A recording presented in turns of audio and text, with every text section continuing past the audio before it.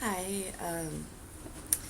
I usually like to have much friendlier conversations than I feel we've been having.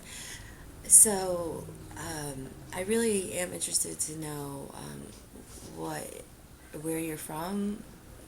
That could be the root of some of our conflicts.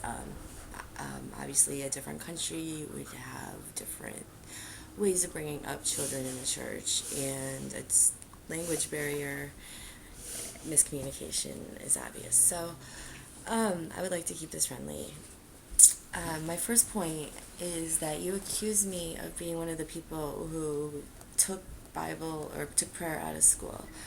But separation of church and state was very, very important to the founding fathers. We have freedom of religion because of all the persecution in Europe. And we let everybody except the Rastas practice freely. So that's all that really means is that we don't want the church telling the government what to do. That was extremely, extremely important, especially to Thomas Jefferson and all of them. They, just like politicians today have to pretend, that, because no one will vote for them. They did not express their atheist views loudly. But they were very, very scared of the church influencing the government. Therefore, if prayer was ever in school, it was already illegal. I had prayer in my school because I went to a religious school. I do not see how that helped me at all, except to not learn any more science or social studies and geography and, those silly things. Um, so there's my first point. My second point is I have no intention of converting kids to atheism.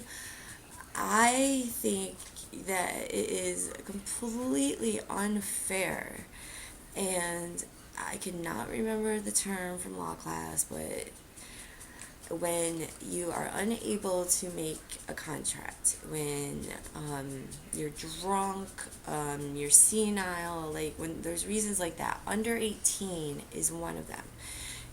That's also why we have juvenile hall. Children, especially if they're started out from day one being baptized, brought up in the church, are only taught that. People tell them later about Santa Claus and the Easter Bunny, but nobody ever says. You can't even like really mention it. It's a very difficult conversation between my family and I. My mom prays for me every Sunday, so it's it's something that you are taught at a very young age when you believe everything you are told, and then it gets in your brain. And to this day, I have I'm recovering Catholic. I still have this guilt over things that I really need to not. I mean, people raised outside the church don't understand, but I feel guilty for everything. Everything's always my fault. Um, that is the whole point of the church. It's authoritarian. It was meant before technology was around to brainwash everybody to, yes, it was the opiate of the masses. It was a way to control people, to scare people into doing what's right anyways. Don't murder. There used to be a sociological need for monogamy, so don't cheat, don't have adultery, because before DNA testing, before birth control, it was very important.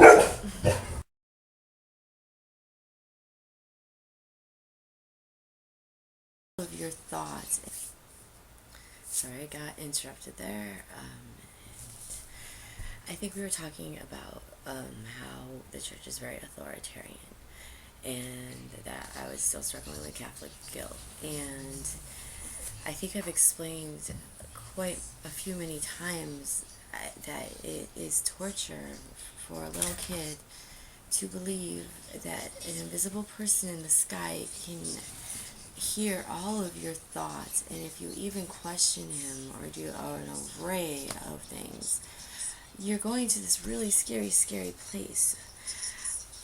I don't think that anybody should be exposed to religion until they are at an age where they can make their own decisions, and not at an age where you ask your parents why the sky is blue. They could tell you because somebody threw blue Kool-Aid up there and you'd believe them. Okay, it's not like we want to come into your homes and take the kids away and teach them to be atheists. I'm a free thinker. I'm actually not an atheist. I don't like labels to begin with, but I don't know is all I know.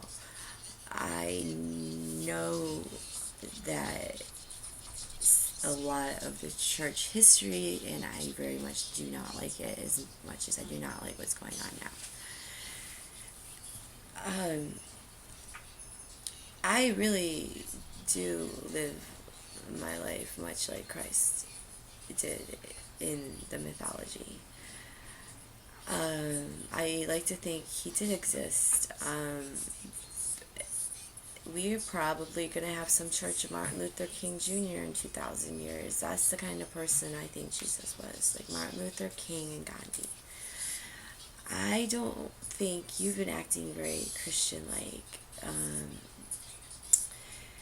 Jesus was a kind, patient, loving person who said, love your God more than yourself. I'm sorry if I'm not quoting it correctly. It's been 20 years.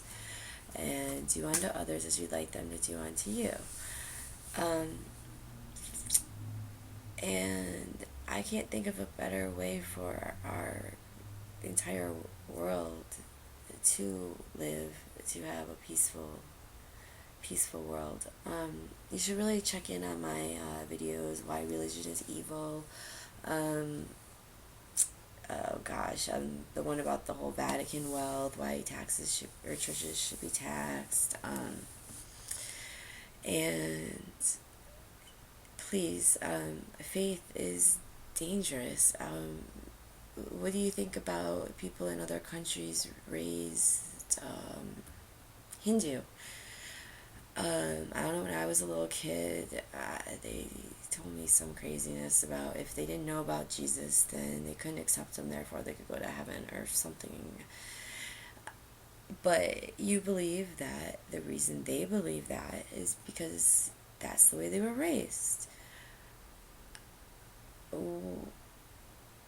Where is the fault in asking that you go and prove to yourself that when you go outside of the only source of knowledge about something, that you're going to find the truth still, and you're going to validate yourself?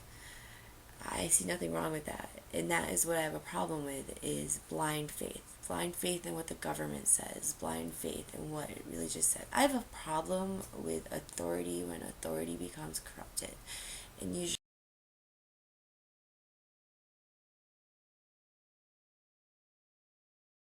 power corrupts people. I'm going to leave you with my favorite quote.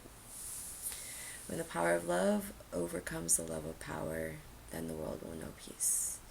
And Bob Marley was a Rasta.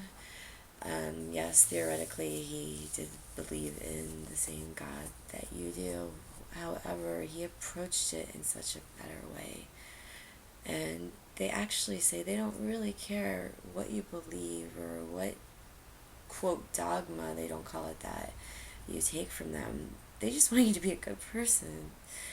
And I'm asking Christians to act Christian. Thank you. Oh, and please stop celebrating his birthday with the greed and the commercialism and everything he would hate. That's my message right now, okay?